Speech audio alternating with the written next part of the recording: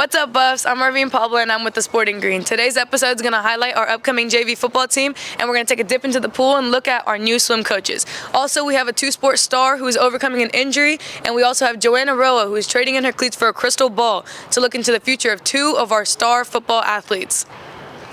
Are you ready? I don't think you're ready. Let's roll the tapes.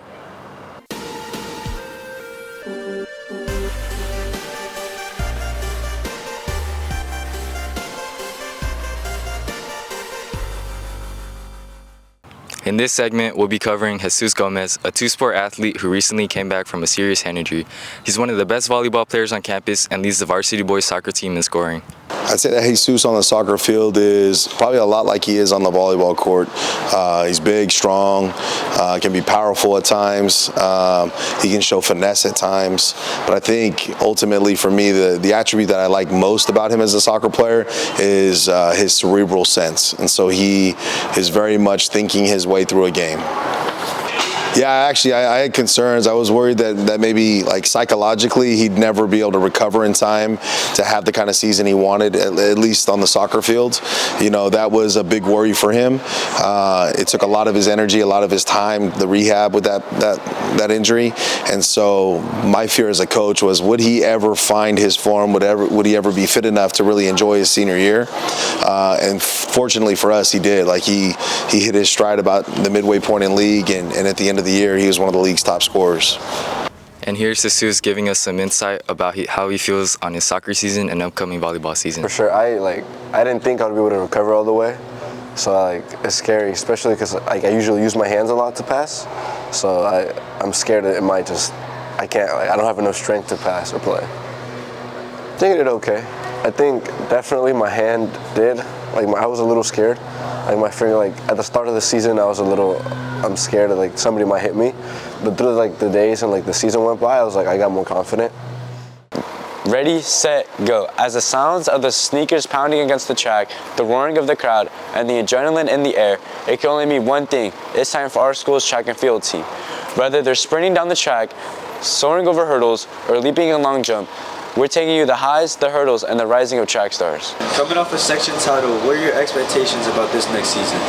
I know that we lost a lot of big dogs this year. My goal is to just act like we don't feel it. And I think the culture that the team is going for is that we aren't going to go in waves. We want to be dominant all the time. And I think as long as kids buy into that, we'll see that success. We asked Renaya Nelson about this year's up-and-coming track season, and this is what she had to say. I'm excited when it comes to discus because I put in a lot of work and I'm ready to honestly get my get back. Usually I just have Pedialyte and then I'll have around a peanut butter jelly sandwich in the morning and then during lunch. And then my mom also just packed me snacks during the meets to have throughout the day. This year I'm taking track more consistent and more serious than I did last year because I had 7-on-7 most of the off season last year. But this year I'm trying to reach a goal of hitting a 10.6 or 10.5 and then the 200 a 21. But yeah, those are my top goals to reach this season.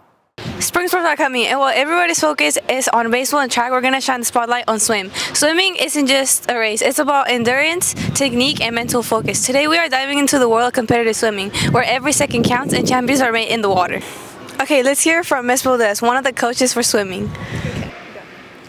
What inspired me to be a coach was my old swim coach, Elise Smith.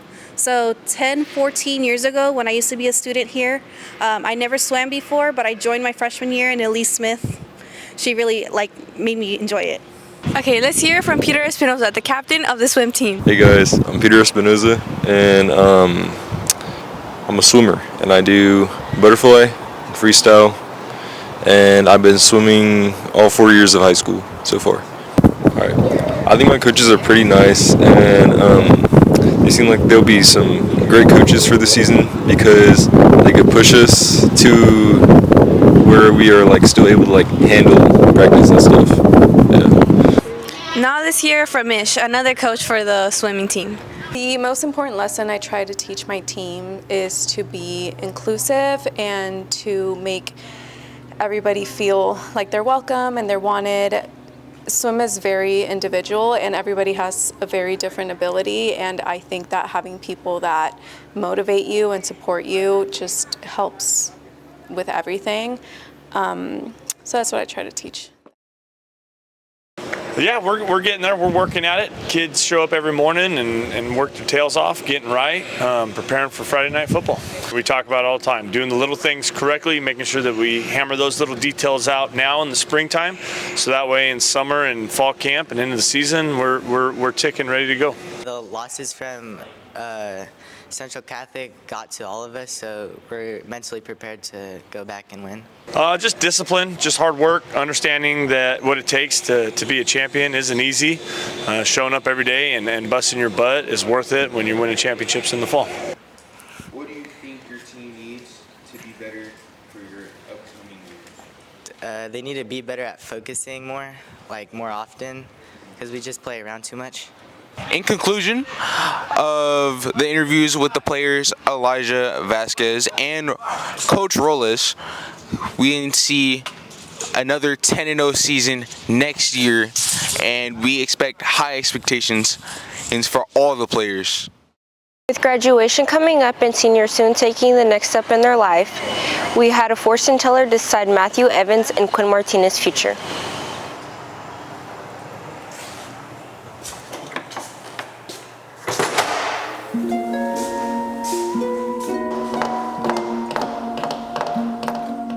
Welcome, Matthew. Hello. Place your hand here. I'm here to tell you your future. Okay. Close your eyes and hum with me. I'm getting something. Something's telling me you're gonna live with your mom forever and be a hairstylist. No, that is not what I want to do. This whole season, I was the leading sack of this whole entire league. And that's not what I want to do. I'm going to San Mateo to continue my career in football, and I'm going to study in criminal justice. That's what I want to do.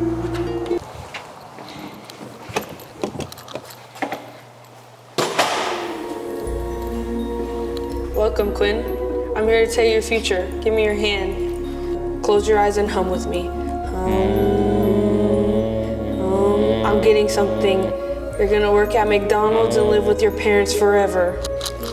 Hell no. Do you know who I am?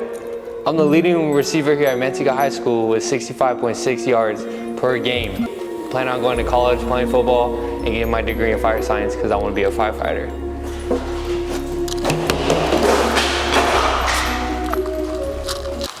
And now with that information, both players plan on carrying the same success they had in high school into college.